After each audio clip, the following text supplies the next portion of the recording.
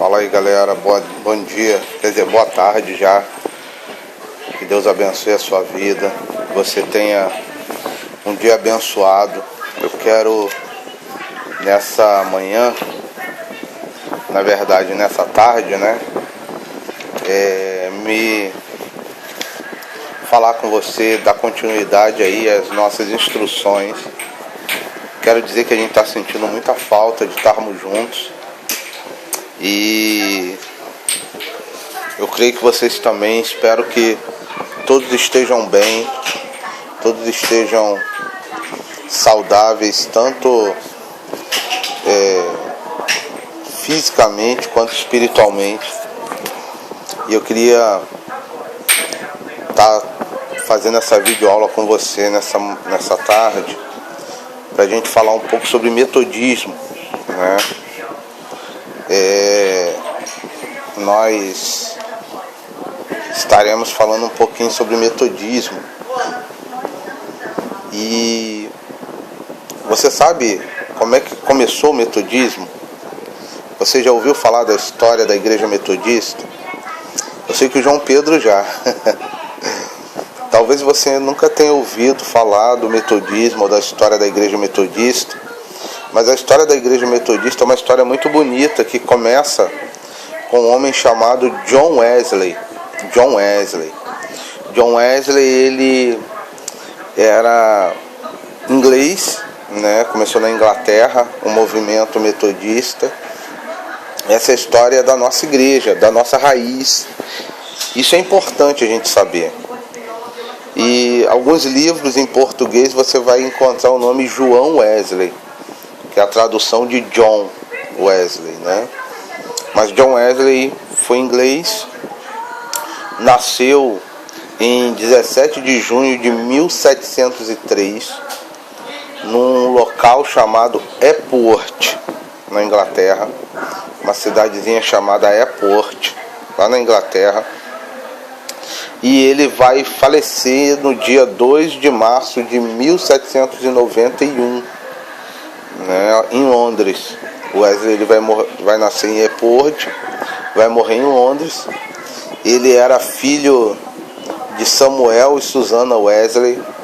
Samuel Wesley, inclusive, era pastor da igreja anglicana. Wesley, ele nunca foi metodista, pelo menos como instituição.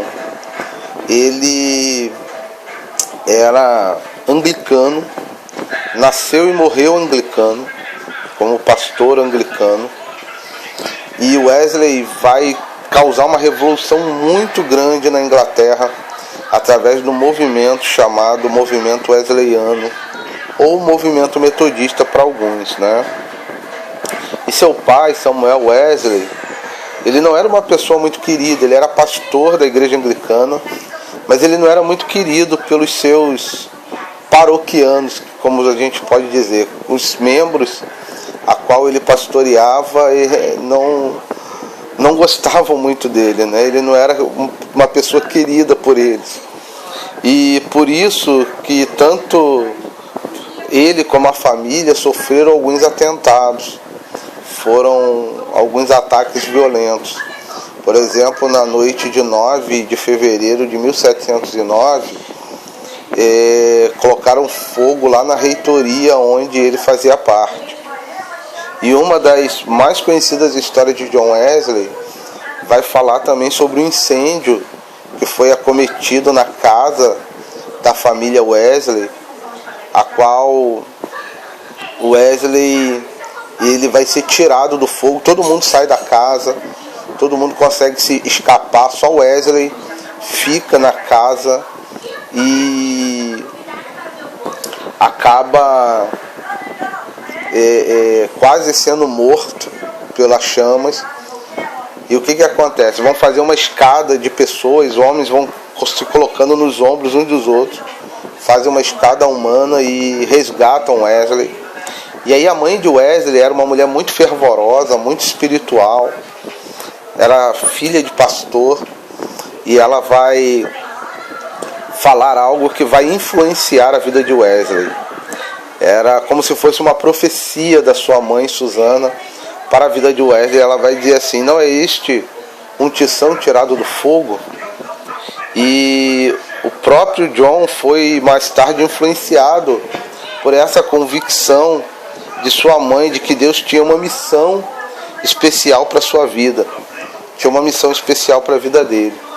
E John Wesley, ele vai viver na Inglaterra no século XVII. Você que gosta de história, né, o século XVII na Inglaterra era algo importante na nossa história, na história mundial, porque vai contar sobre a Revolução Industrial.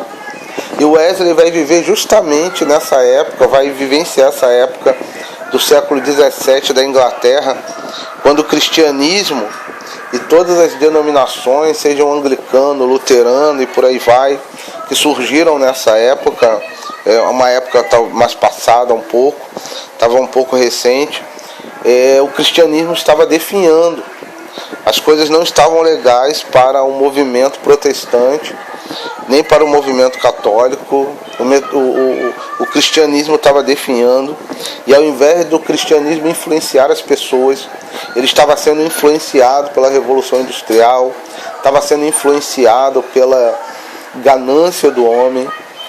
E o Wesley vai aparecer nesse contexto, né? E de uma maneira alarmante, a questão religiosa na Inglaterra estava em degradação total, estava descendo ladeira abaixo, assim como a gente pode dizer.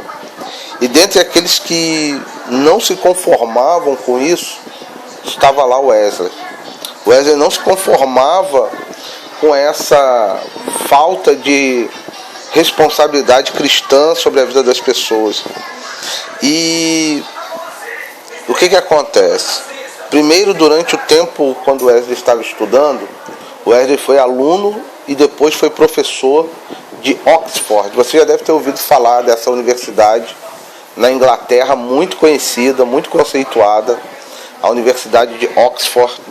Então Wesley foi aluno e professor depois, futuramente, dessa universidade. E lá em Oxford, ele vai liderar um grupo de estudantes, né? Ele vai liderar o grupo de estudantes que pensavam a mesma coisa que ele. O Wesley, ele pertencia a uma família pastoral, né? Como eu já falei, ele convivia em Epworth. A sua família era uma família pastoral. Apesar do seu pai não ser muito popular no meio dos seus paroquianos, a sua mãe era uma pessoa muito espiritual. Ela dedicava 1 hora por dia com cada filho. Olha que eram uns 19 filhos. Ela dedicava 1 hora por dia com cada filho para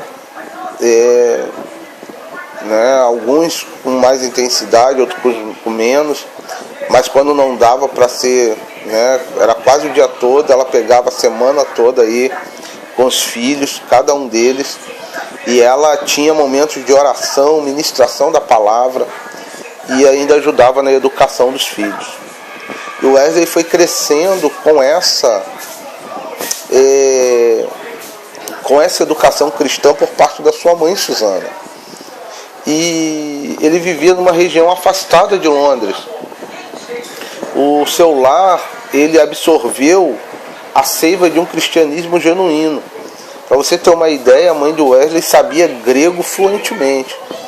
Ela estudava e fazia questão, ensinou os filhos a fazer questão de estudar o Novo Testamento em grego, né? Eles sabiam, estudar o Novo Testamento na linguagem original do grego koiné, que era o grego comum na época de Jesus.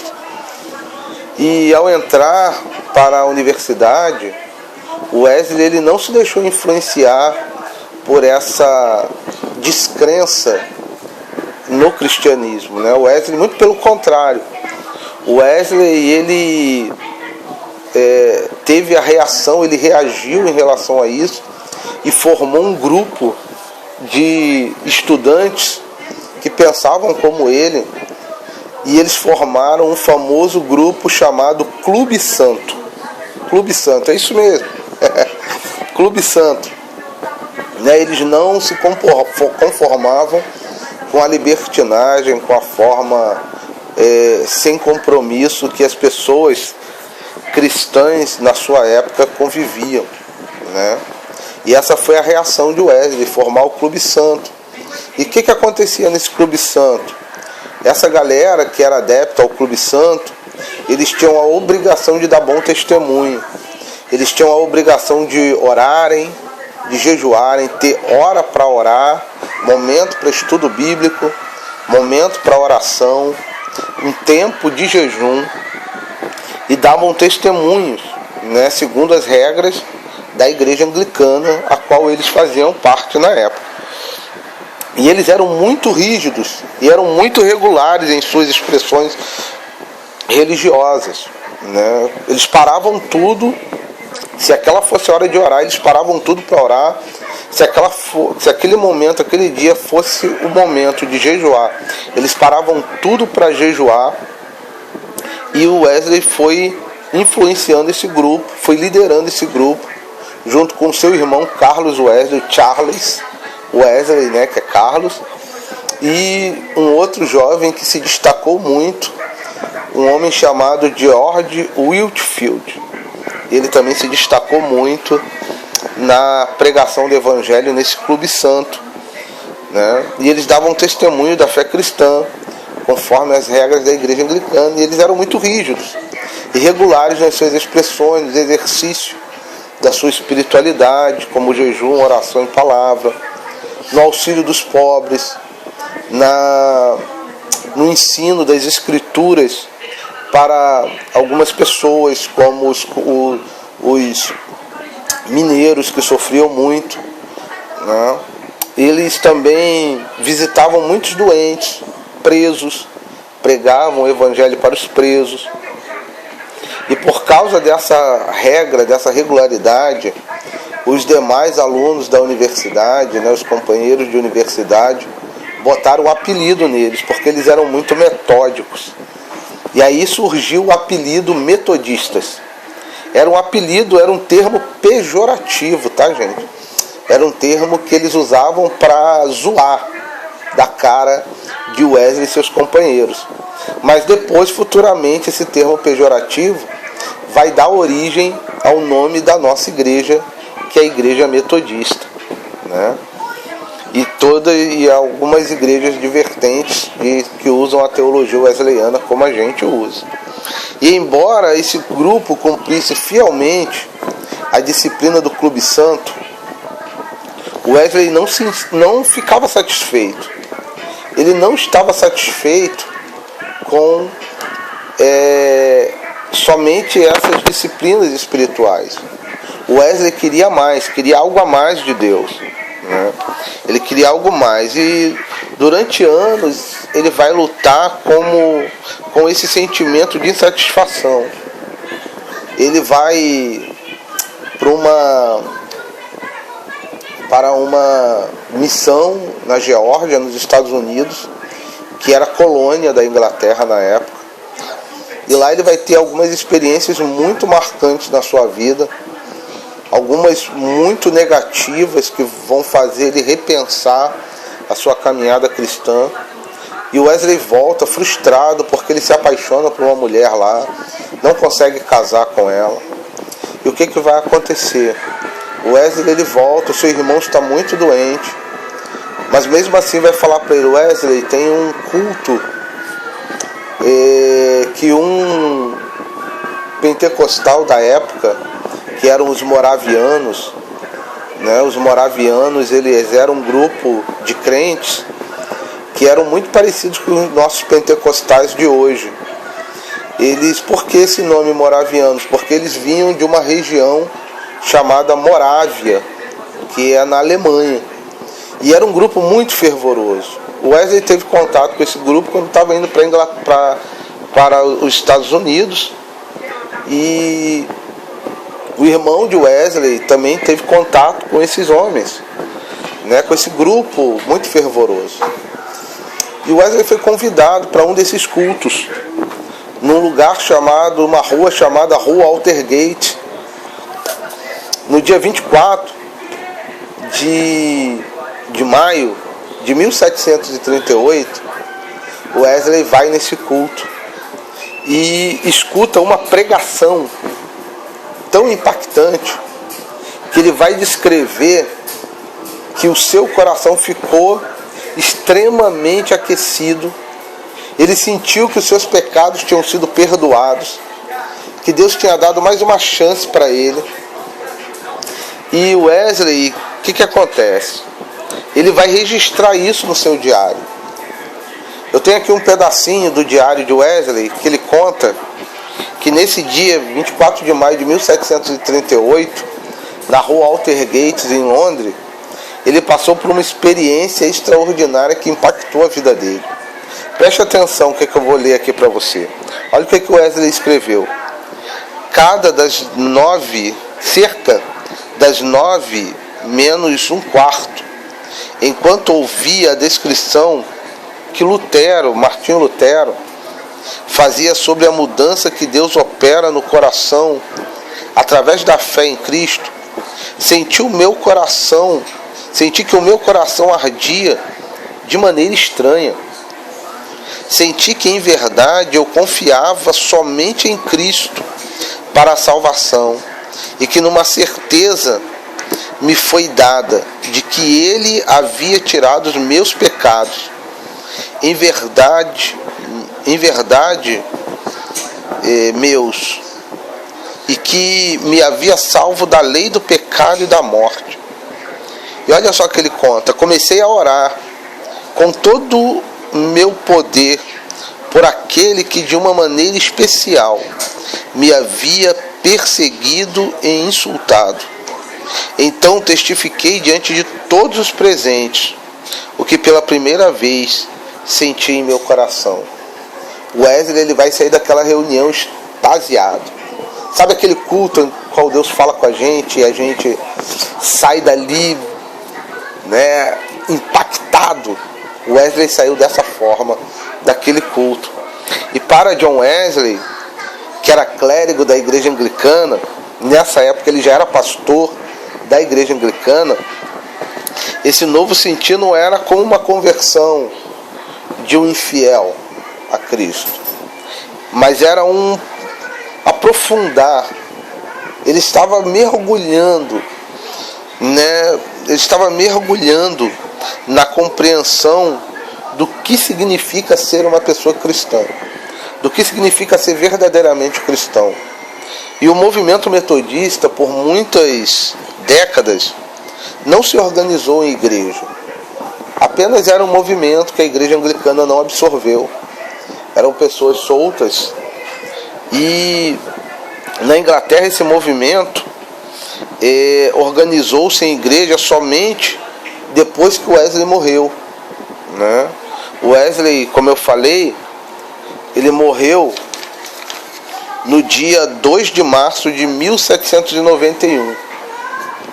E o movimento metodista só vai se organizar como igreja no dia 22 de março de 1791.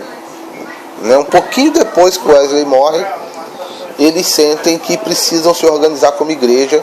Wesley vai resistir a não criar uma igreja, mas depois eles sentem que sem Wesley eles estão desamparados na igreja anglicana e fundam a primeira igreja metodista, sendo assim o fundador do movimento.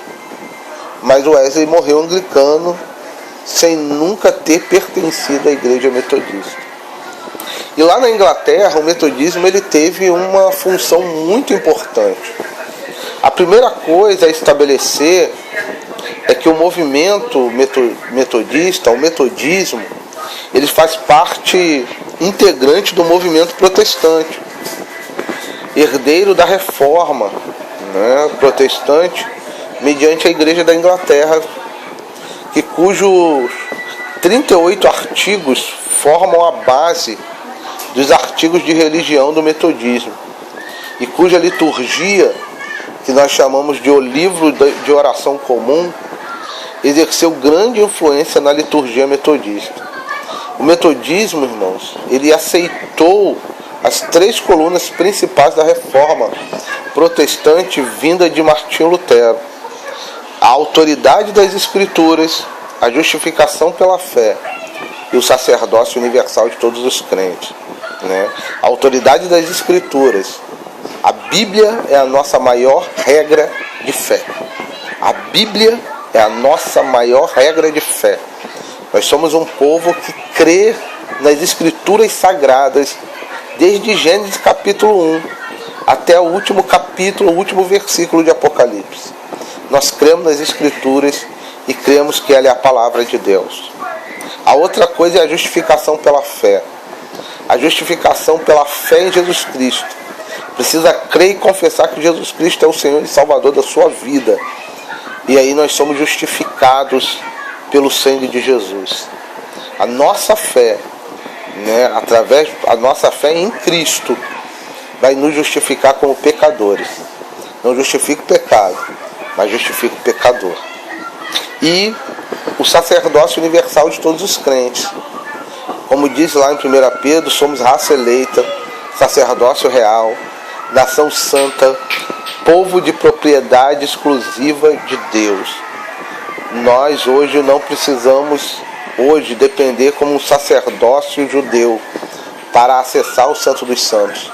Todos nós temos acesso livre ao Pai, porque todos nós estamos debaixo de um sacrifício, que foi o sacrifício de Jesus Cristo na cruz do Calvário, para nos salvar. E o metodismo, ele, como eu estava falando, além dele absorver esse movimento, absorver situações da reforma protestante, ele foi importante na Inglaterra nos tempos de Wesley, né? Ele foi muito importante porque, como eu já falei anteriormente, eles viviam a Revolução Industrial. E a Revolução Industrial, o surgimento das grandes indústrias na Inglaterra, ela não foi tão benéfica assim para uma parte da população. Muita gente morreu nas indústrias por não saberem manusear as grandes ferramentas dessas indústrias. Crianças trabalhavam, mulheres grávidas trabalhavam até dar à luz. Depois de 10 minutos que ela dava à luz, ela tinha que voltar a trabalhar.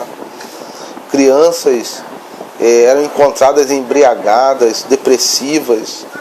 Homens, mulheres eram terrivelmente atropelados por carroças, carruagens, pelo fato de trabalharem e nunca receberem o que realmente acontecia. E o Wesley, ele vai se deparar com essa realidade, né? A miséria na Inglaterra, a Inglaterra fedia, né? A miséria, a sarjeta.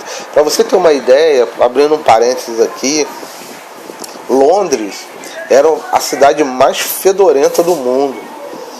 As pessoas defecavam em baldes e jogavam nas ruas de Londres. E muitas vezes as pessoas caíam de bêbadas, tomavam muito rum, que era uma bebida muito popular, aonde os pobres tinham mais acesso, e eles enchiam a cara de rum e caíam em meio às fezes, em meio à urina, nas ruas de Londres. E não tinha esgoto formado nas ruas, né, como nós entendemos hoje, e as pessoas caíam bêbadas ali, e as carruagens passavam por cima. O Wesley vai pegar essas pessoas. Muitos escravos que foram libertos trabalhavam nessas indústrias e não recebiam como tal, recebiam a menos. E aí o que vai acontecer, irmãos? Esse movimento metodista wesleyano vai transformar a Inglaterra, tanto na área política quanto na área espiritual, através da pregação da palavra e do testemunho dos metodistas nessa época. E tinham 5 chaves para compreender, que vão compreender a nossa herança metodista, né? São 5 chaves que nós carregamos como herança da igreja metodista dessa época. E uma dessas chaves, a primeira chave, é a experiência que Wesley teve do coração aquecido. Todo dia 24 de maio nós metodistas comemoramos o Dia do Coração Aquecido. Talvez alguns de vocês já participaram desses cultos que a gente faz no nosso distrito. Eu não participei, daqui ano passado, mas participei em outros distritos. O culto do coração aquecido é onde nós clamamos ao Senhor para que Ele faça de novo, para que Ele aqueça de novo o nosso coração. E essa famosa experiência de John Wesley, na rua Aldersgate, lá em Londres, a exemplo daquilo que Lutero, um dos precursores do movimento protestante luterano, ele vai falar, Wesley, ele tem essa experiência extraordinária ali naquela rua, e isso marcou a sua vida positivamente.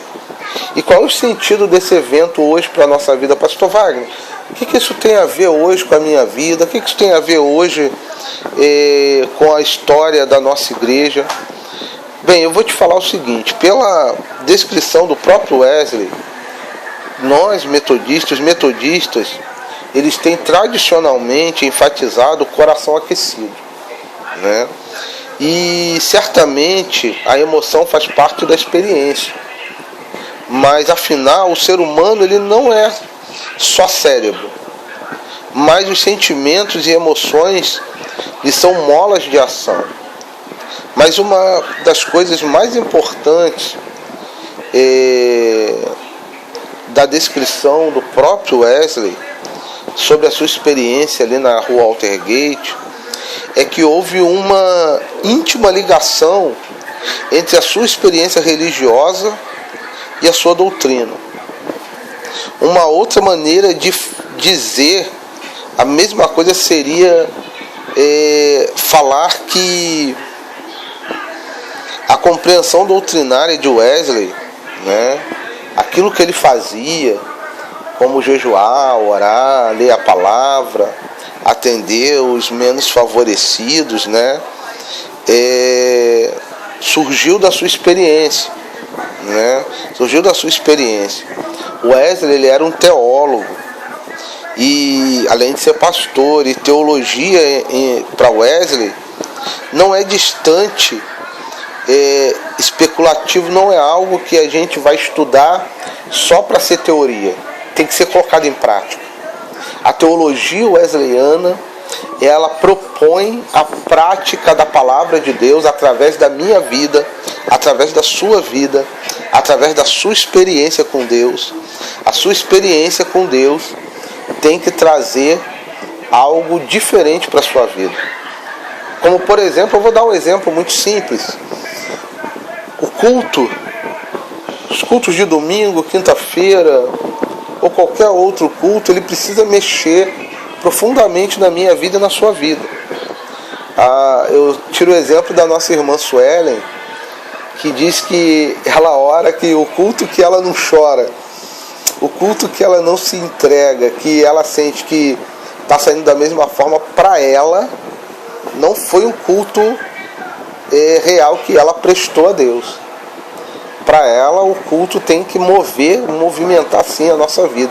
E eu concordo com ela. O culto precisa mudar a nossa história. A palavra precisa mudar a nossa história. Seja ela pregada de uma forma eloquente, como muitos pentecostais, eu tenho muitos amigos pentecostais pregam, ou seja ela pregada de uma forma mais branda. A questão é que é a palavra de Deus. E essa palavra nos lava, nos orienta, nos estimula, nos deixa numa situação que nós precisamos mudar de vida.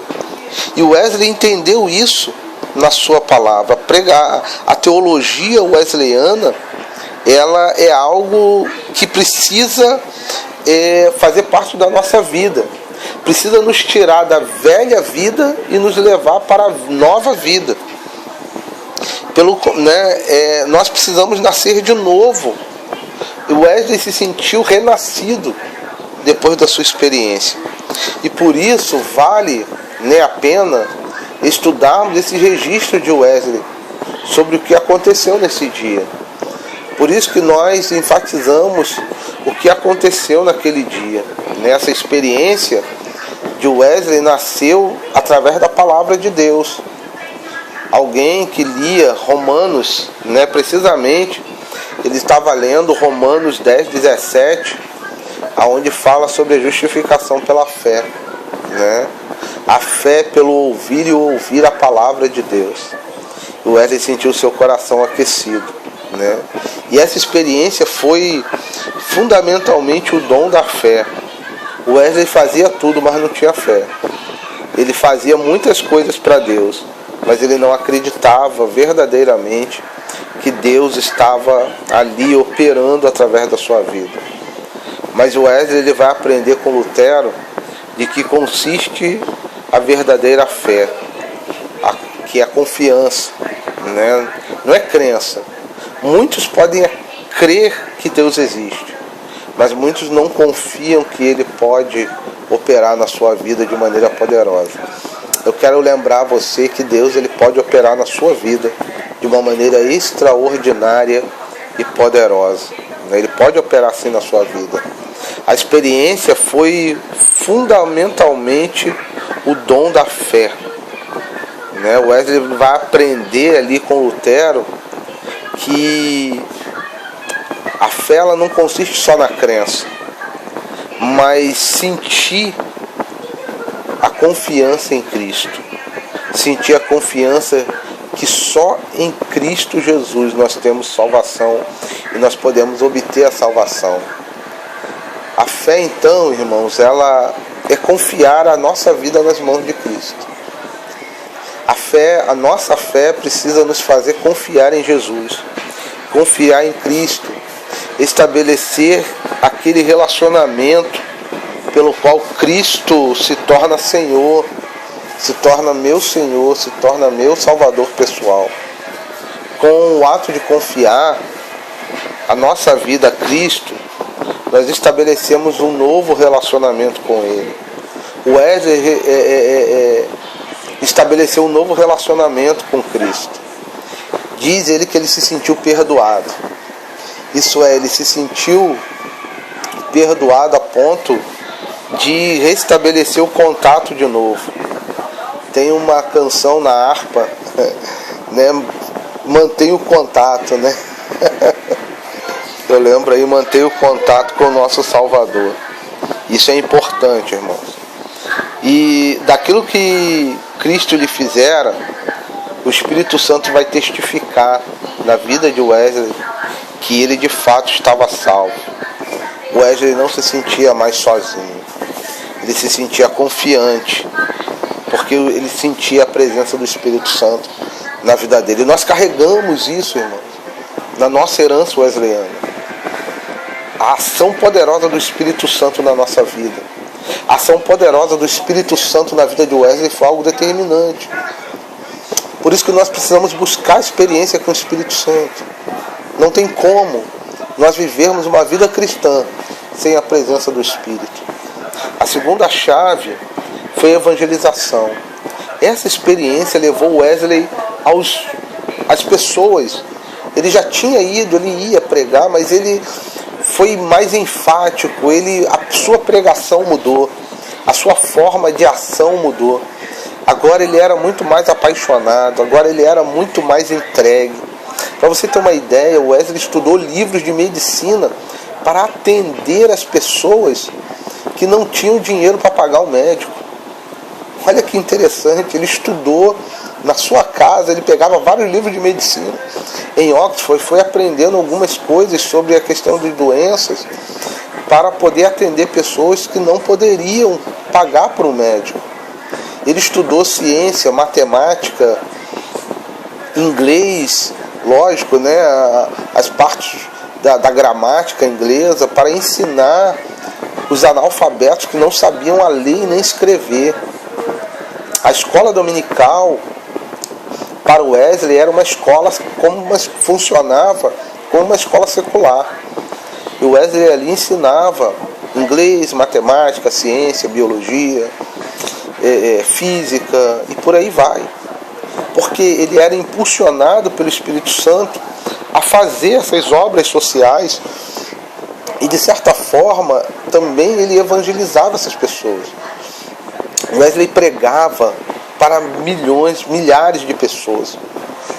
Ele ia a cavalo, irmãos, pregando o evangelho, né? Pregando o evangelho para as pessoas dos vilarejos. E devemos lembrar que não foi apenas John Wesley que teve essa experiência. Outras pessoas, como seu irmão Charles Wesley, também teve essa experiência. No domingo anterior, Charles Wesley teve uma experiência antes de Wesley, né, desse dom da fé. E ele vai traduzir a sua experiência que vai ocorrer no domingo de Pentecostes, né, num hino que lembra as línguas de fogo. Né? Charles Wesley ele vai escrever muitas canções e ele vai expressar essa experiência com uma canção, com um hino que ele cria, né? Com um hino que ele cria. E Wesley ele viajava por toda parte pregando a palavra de Deus, pregando as boas novas de salvação através de Jesus Cristo, né? Para você ter uma ideia, o irmão de Wesley, Charles Wesley, ele fez mais de 6.500 hinos. 6.500 hinos de autoria dele para evangelizar. Olha o que o Espírito Santo faz na nossa vida quando nós entregamos a Ele, né, as rédeas da nossa vida. Foram 2 bombas atômicas soltadas na Inglaterra. 2 bombas atômicas espirituais, aonde revolucionaram a Inglaterra, né? Há certas características da evangelização wesleyana que nós deveríamos notar. E a primeira foi a evangelização do século XVIII, que presenciou o nascimento de uma nova classe social, a classe dos operários, né, sobre a Revolução Industrial. Eles pregavam para esses operários na porta das fábricas. E muitos iam se convertendo ao Senhor Jesus. Muitas pessoas mudaram a sua vida. E a segunda coisa que nós precisamos notar é que havia a necessidade de descobrirem-se novos métodos e agências para atender essa nova situação. Wesley começou a pregar ao ar livre. Não era comum pregar ao ar livre. Não era algo comum na Inglaterra, na igreja anglicana do século XVIII. Wesley ele começa a pregar o evangelho ao ar livre e ele vai influenciar outros, inclusive o seu amigo George Whitefield. Pregavam para os mineiros, para os funcionários das fábricas, para todos aqueles que estavam em praça pública em Londres, em Bristol, em Newcastle. Eles pregavam o evangelho para todos aqueles que queriam ouvir a palavra, mas não podiam entrar nas igrejas anglicanas. A igreja anglicana era uma igreja de elite, né? E eles atendiam um público muito diferente. Nós não podemos deixar de pregar o evangelho em praça pública, em lugares, irmãos. Eu falando isso, vocês já devem ter percebido um pouco daquilo que nós perdemos na nossa herança wesleyana. A terceira chave era o povo. Wesley ele nunca teve a intenção de que o metodismo passasse a ser uma nova igreja. Ele pretendia que fosse um movimento na sua igreja anglicana, a igreja que ele amava. Wesley amava a igreja anglicana para o despertamento, para a capacitação, tinha estrutura para isso, mas Wesley não conseguiu. A igreja anglicana fechou as portas para ele e para todos aqueles que faziam parte desse movimento, né? E a preocupação de Wesley era o povo. Esse povo que está se convertendo, eles não conseguem ser recebidos na igreja, não são bem quistos na igreja, eles pensam de uma maneira muito diferente. Os pregadores, tinha mulheres que pregavam na época de Wesley. Wesley capacitava os seus pregadores, né? E eram pregadores inflamados. Quando pregavam, muitas pessoas caíam ao chão, muitas pessoas eram convertidas, muitas pessoas eram curadas naquele momento da palavra. O Wesley tinha essa preocupação do povo, né? Mas como ele acreditava no sacerdócio universal de todos os crentes, essa preocupação era um pouco amenizada. Mas a ênfase do povo não para com a pregação de leigos. Muitos leigos pregavam, não eram só pastores. Por isso que muitos leigos da nossa igreja têm chance sim para pregar, porque esse dom não está só comigo que sou pastor, mas você também, meu irmão e minha irmã, que faz parte dessa classe de integração, pode ser pregador do Evangelho, pode ser uma pregadora do Evangelho também, né? Pode sim, Deus pode te capacitar. O metodismo via sua missão como a sua missão realizada pelo povo e em prol do povo. Nós temos o slogan, né? Comunidade missionária a serviço do povo. Estamos preocupados com o povo. E é por isso que eu estou fazendo esse áudio, porque eu estou preocupado com o povo de Deus. Você é povo de Deus. E é por isso que nos principais centros do metodismo wesleyano, né, aqueles que foram influenciados pela teologia wesleyana, surgiu escolas, orfanatos, ambulatórios, fundos de empréstimo, centro de artesanato. O metodismo ele influenciou muitas pessoas que foram fazendo muitos movimentos. E foi por isso que o Wesley e os metodistas lutavam contra a escravidão. O metodismo era totalmente contra a escravidão. Nós somos totalmente contra tudo aquilo que escraviza o homem. Nós somos contrários a tudo aquilo que vai trazer escravidão para o homem, inclusive todos os vícios. A quarta chave do metodismo, da nossa herança, é a santificação. Irmãos, não há como agradar a Deus. Não há como agradar a Deus. Não tem como ver a Deus através da santificação. O livro de Hebreus ele é bem claro que diz: seguir a paz com todos e a santificação, sem a qual ninguém verá o Senhor. O Wesley ele entendia que a santificação é um processo de crescimento em graça, que começa no momento que, pela fé, Deus ele perdoa o pecador arrependido e inicia o processo da sua transformação no seu íntimo, dentro dele. A perfeição é um dom de Deus, pelo qual ele vai aperfeiçoar a sua obra no crente. Ele vai encher o crente de amor para com Deus e para com o próximo. Isso ocorre através da santificação. A chave para entendermos a perfeição é o amor. Wesley tinha muitos sinônimos para a perfeição. Sinônimos estes que não inventou, mas ele achou dentro da palavra de Deus.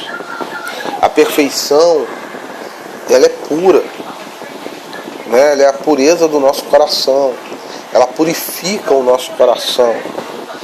E nos incentiva, nos impulsiona a imitarmos a Jesus Cristo. Nós precisamos entender que é através da santificação que o Senhor nos aperfeiçoa. O estudo do livro aos Hebreus convenceu Wesley da absoluta necessidade de santificação na vida de cada discípulo de Jesus, de cada discípula de Jesus. E para o Wesley, a primeira epístola de João é o melhor do comentário sobre a perfeição cristã. Fala sobre o amor. Eu amo essa primeira epístola de João, irmãos. Eu tenho me aprofundado muito, lido para a minha vida pessoal. Eu, como pastor e pregador do Evangelho, não leio a Bíblia só para pregar, mas também para a minha vida pessoal. E eu estou apaixonado pelo Evangelho, pela essa primeira epístola de João, lá no finalzinho da Bíblia. Depois a gente vai bater um papo sobre essa epístola. Vai ser para outro momento. Mas se você puder, ler essa epístola, a primeira epístola de João, né? Porque nessa epístola, Wesley ele vai ver a ligação entre o amor e a vida cristã. Aquele que diz que está na luz, mas odeia o seu irmão, ainda está nas trevas até agora. Isso vai dizer lá na primeira epístola de João, no capítulo 2, versículo 9. O mesmo autor, ele vai falar o seguinte: filhinhos, não amemos de palavra nem de língua, mas por ações e em verdade. E o que muito nos lembra também Tiago, que vai questionar a fé daquele que nada faz em prol do seu irmão, né? Que nada faz em prol do seu irmão. A quinta e última chave é a ênfase missionária do metodismo wesleyano. Nós somos uma igreja missionária. A igreja metodista é uma igreja missionária. É uma igreja que envia. Por isso que nós, como corpo pastoral, entendemos como corpo pastoral que a itinerância faz parte da missão, né? Nós somos enviados às comunidades que às vezes precisam de nós, precisam do nosso carisma, do nosso dom, enquanto outro pastor que sai também envia. Isso mexe um pouco com a gente, né? Mexe com a igreja também, mas isso faz parte da nossa ênfase missionária.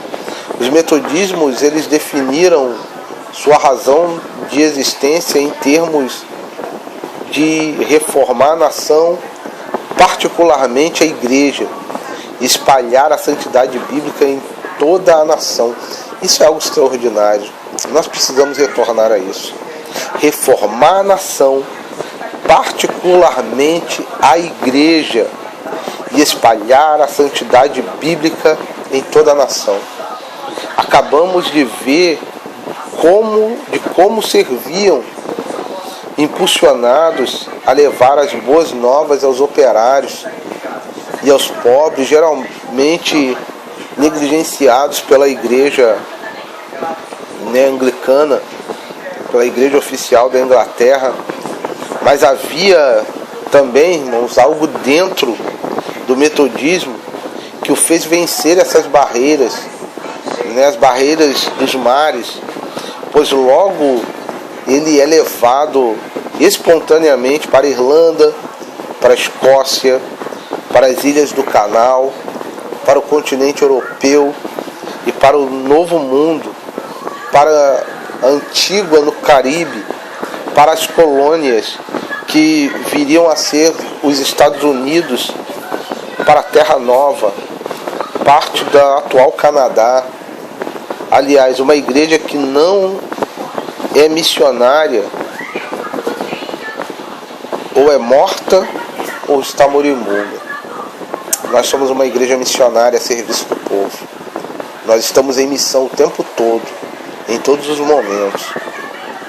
E o metodismo, ele vai chegar nos Estados Unidos, dos Estados Unidos ele vai chegar ao Brasil, e no Brasil ele vai fazer a sua história. Só uma palhinha rápida do que o metodismo fez nos Estados Unidos. O surgimento do metodismo nos Estados Unidos foi espontâneo. Ele ocorreu com a imigração dos irlandeses, dos ingleses e escoceses na procura de uma nova oportunidade. Isso por volta de 1760. E tendo o movimento metodista crescido, passou a solicitar para assistência espiritual os fiéis. Assim, são enviados por Wesley de 2 em 2 a partir de 1769.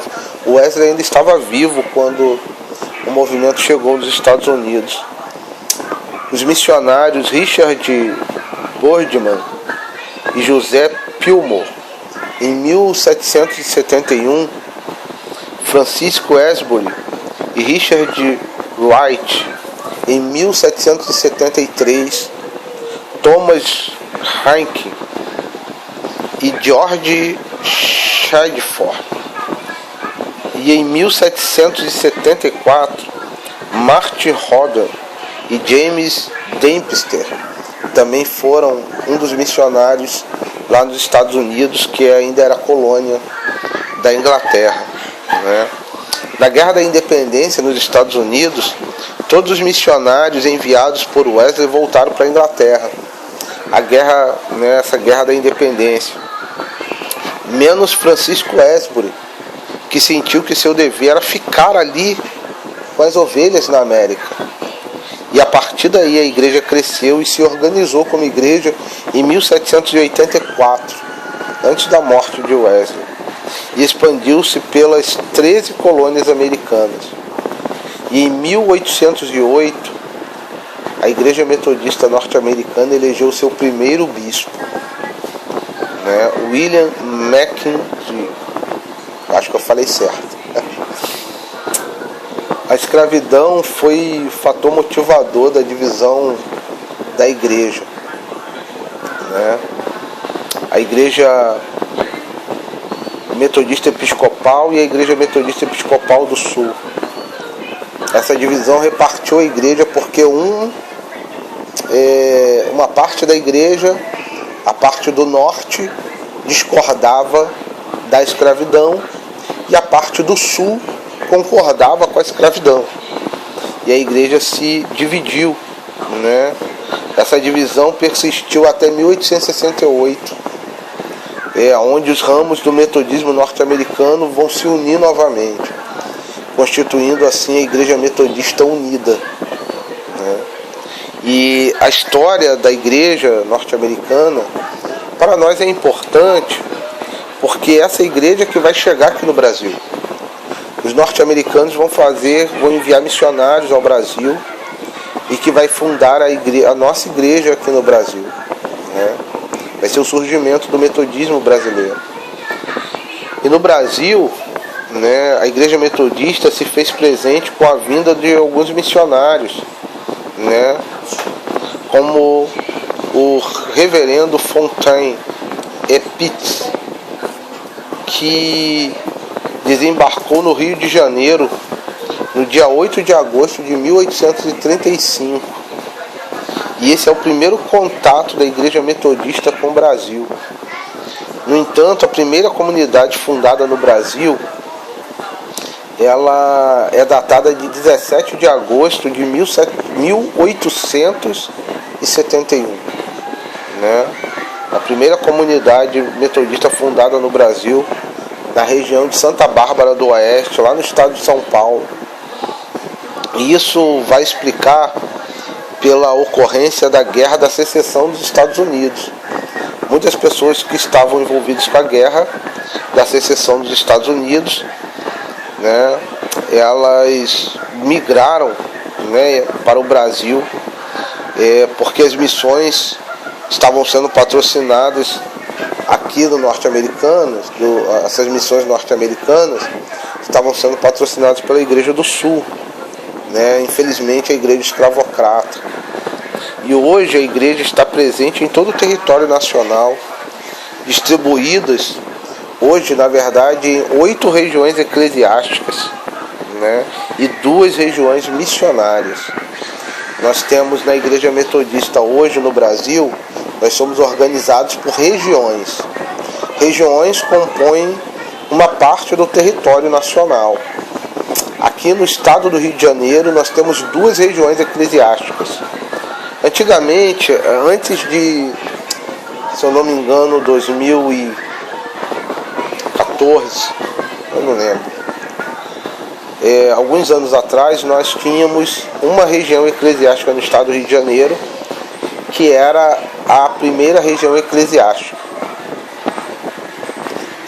Hoje nós temos 2 regiões eclesiásticas no Rio de Janeiro, que é a primeira região, que é a parte metropolitana do Rio, tomando toda a região, quase toda a região do sul fluminense, tirando algumas cidades.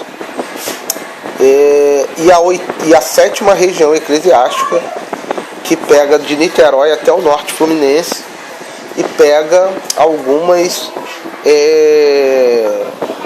cidades do sul fluminense, né? Pega algumas cidades do sul fluminense. E aí, foi meu cachorro que estava aqui. Foi mal aí, gente, meu cachorro estava aqui. Ao vivo é assim mesmo. Ao vivo é assim mesmo.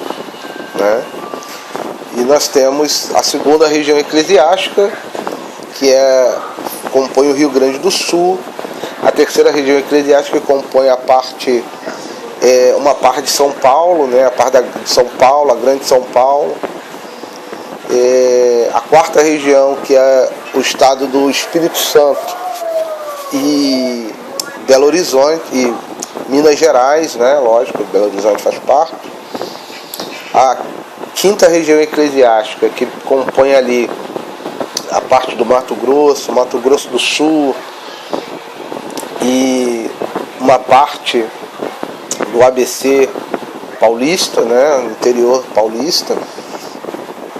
A sexta região, que é Santa Catarina e Paraná. A sétima região, que eu já falei que é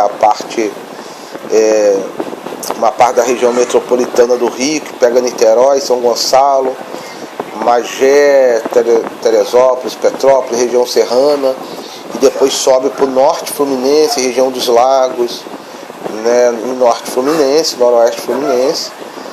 A oitava região, que vai pegar ali o Distrito Federal, Tocantins, Goiânia, Goiás, né, o estado de Goiás, Brasília, né, o Distrito Federal. Vai pegar ali a oitava região eclesiástica. E nós temos as duas regiões missionárias, que é a região missionária do Nordeste, que vai englobar todo o Nordeste, e a região missionária do Amazonas, que vai englobar todo o norte do Brasil. Roraima, Acre, Rondônia, Amazonas, Pará, toda essa parte, né? Toda essa parte vai englobar aí a região missionária do Amazonas, né? Então, e cada região missionária dessa tem um bispo. Cada região missionária dessa tem um bispo. Então vamos voltar aqui, né? Hoje nós estamos distribuídos aí, né, por todo o território nacional como Igreja Metodista no Brasil. E nós possuímos algumas universidades, né? A Universidade de São Paulo, né, que é a Unesp, e inúmeras instituições de ensino que vão oferecer, né, educação infantil, educação universitária. Isso é muito interessante, né? O metodismo no Brasil, ele se espalha, vai se formar a primeira igreja metodista como igreja, como região, aqui no Rio de Janeiro, ali no Catete, né? O primeiro culto como igreja vai ser ali no Catete, que inclusive é o primeiro templo evangélico do Brasil, o primeiro templo protestante do Brasil, né? A capelinha lá no Catete. Eu tive a oportunidade de estar várias vezes lá. No dia que você estiver no Rio de Janeiro, vai lá na igreja do Catete, que você vai gostar muito de conhecer um pouco da história da igreja metodista no Brasil, principalmente na nossa região eclesiástica, né? Por isso o movimento metodista está presente em todas as grandes lutas sociais aqui no Brasil. No Rio de Janeiro, por exemplo, quero abrir um parênteses aqui, que nós temos um Instituto Metodista de Ação Social, o nosso famoso IMAS, o ICP, que infelizmente hoje está um pouco abandonado, mas era um lugar e ainda continua sendo um lugar de referência de atendimento social no Rio de Janeiro e no Brasil, né? A Igreja Metodista, ela sempre foi muito engajada em vários movimentos sociais, em vários movimentos que englobam a igualdade e luta contra a opressão. Nós temos aí pastorais que lutam contra isso, a pastoral de combate ao racismo, né?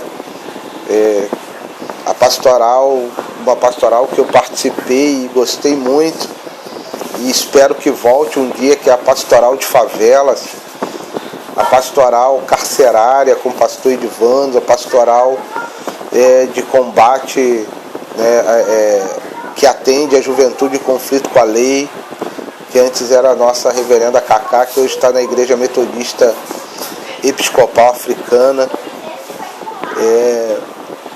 e várias outras vertentes, irmãos, e pastorais e trabalhos sociais e missionários que a Igreja Metodista no Brasil está envolvido, né? Muitos trabalhos missionários para fora do Brasil. Nós temos